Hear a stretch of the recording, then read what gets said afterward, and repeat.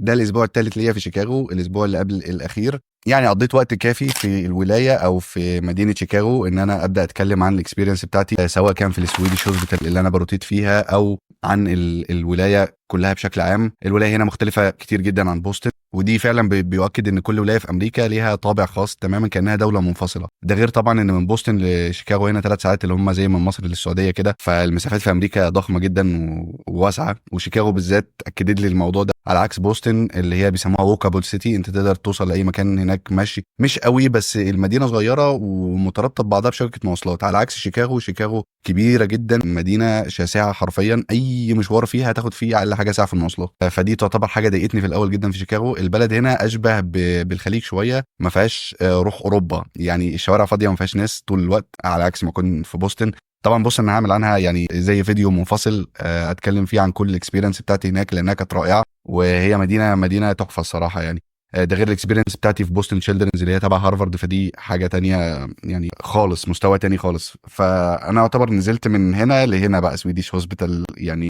انا في كلينيك، ميزه الروتيشن دي انها هاندز اون اكسبيرينس الكتيف. الكلينيك دي بيبقى فيها 3 ايام انترنال ميديسن و3 ايام نفرولوجي، وبرضه اتعلمت فيها كتير جدا. برضه من الحاجات اللي هي هتسمع عنها كتير في شيكاغو، ان شيكاغو مش امان وكده، فدي برضه من الحاجات اللي ممكن تقلقك في الاول شويه. الصراحه اول ما جيت هنا حسيت ان انا اول يومين 3 مكتئب مش مبسوط، بس بعد كده خدت على الوضع. يعني هنا الحمد لله السكن بتاعي قريب من المستشفى، ودي حاجه لازم تاخد بالك منها، لان زي ما قلت لك المسافات كبيره جدا هنا، فباخد باص واحد بس حوالي من ربع ساعه ل 20 دقيقه بكون موجود في المستشفى، ودي حاجه كويسه. اليوم بيبدا معانا من 9 الصبح لحوالي الساعه 3 او 4 العصر على حسب عدد البيشنتس اللي هنشوفهم. الروتيشن دي مش احسن حاجه لان عدد الطلاب فيها كبير شويه، وده بيخليك تشوف بيشنت او 2 بس في اليوم، بس اللي بتشوف العيان وتعمل له اكزامينيشن. فدي حاجه كويسه جدا، وبتروح تعمل برزنتيشن للدكتور بعد كده وتشوفوا العيان سوا، وتبدا تتناقش انت والدكتور في المانجمنت بلان او اللابس اللي هو بيطلبها للعيانين. المشكله بقى ان معظم العيانين في الكلينيك ستيبل جايين فور فولو اب، فمعظم الوقت بتكون الموضوع متكرر، يعني روتيني جدا، اللابس هي مفيش حاجه يعني تتعلم منها كتير. بس في نفس الوقت استفدت ان انا اتعاملت مع سيستم زي ايبك، وتعاملت مع الكلينيكال سيستم الداخلي بتاعهم في المستشفى، وقدرت اتعلم ازاي اتايب ان نوتس للبيشنتس.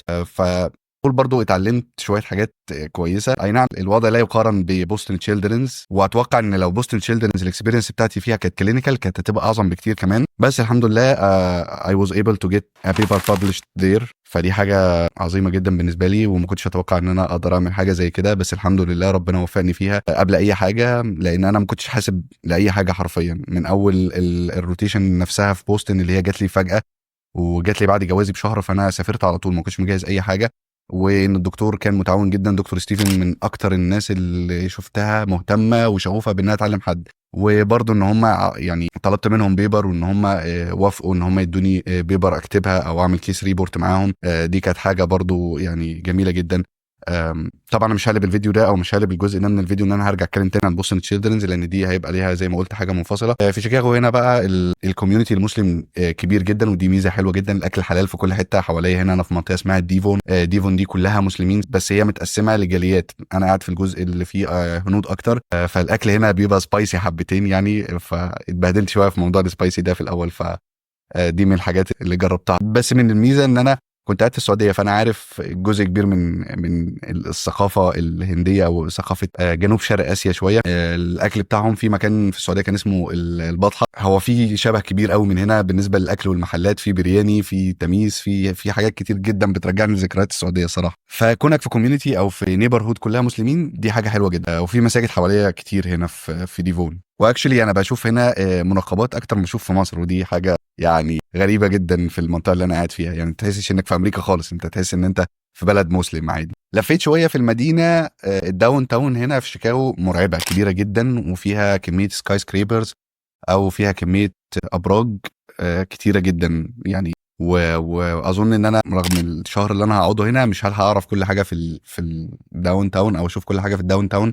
الداون تاون مرعبه في شيكاغو، يعني من اقوى الداون تاونز في امريكا. وبالمناسبه اول مره رحت هناك تهت يعني مبدئيا. برضه حته السيفتي بتخليك تخاف شويه تتاخر بره، بس لما يكون معاك حد من شيكاغو ذات نفسها هيقول لك ما تقلقش عادي، الداون تاون تقريبا امان. وحاول ما تاخرش قوي يعني، وبالليل تبعد عن الريد لاين، ده اكتر حاجه قالوها لي، لان الريد لاين بيجو يعني بينزل تحت الارض، وبيبقى فيه حاجات مش لطيفه بالليل، فتبعد عن الريد لاين. لو انت ساكن اصلا قريب من الاماكن او من الداون تاون يعني وتستخدم الاتوبيسات، هي امن الصراحه، ودي حاجه كويسه ان انا بستخدم معظم الوقت الاتوبيسات، مش بستخدم القطر او المترو قد كده. من الحاجات اللي كنت عامل عليها امل هنا ان انا افتح حساب في بنك اوف امريكا. دي من الحاجات اللي محتاج تاخد بالك منها لو انت جاي امريكا، ان يكون عندك حساب بنكي في مصر بيسحب فلوس هنا، لان احتماليه انك تعرف تعمل حساب هنا صعبه الا اذا كان عندك ليس اللي هو عقد ايجار، وده غالبا مش هتعرف تجيبه، لانك لو هتقعد شهر في كل ولايه ما حدش يعمل لك ايجار شهر، هو اقل حاجه 3 شهور او 6 شهور، فمش هيبقى عندك ليس، فمش هتعرف تفتح حساب في البنك على الفيزيتور فيزا اللي هي بي 1 بي 2 اللي انت جاي بيها. فدي هتعمل لك مشكله، لانه هيطلب منك حاجه من الاثنين، يا ليس او ايجار، او هيطلب منك سوشيال سيكيورتي نمبر او نوع فيزا تاني غير الفيزيتور فيزا او فيزا السياحه، فهيبقى عندك مشكله في انك تعمل حساب في امريكا، فلازم تعمل حسابك في الموضوع ده. انا مشيت حالي ازاي؟ مشيت حالي فيرتشوال اكونت على بايونير، هو له ليميتيشنز كتير ومقرف، بس هو كان الحل الوحيد بالنسبه لي، لان كنت جاي هنا والفلوس معايا كاش، فكل حاجه هنا تقريبا بتشتغل بالفيزا وابل باي وكده،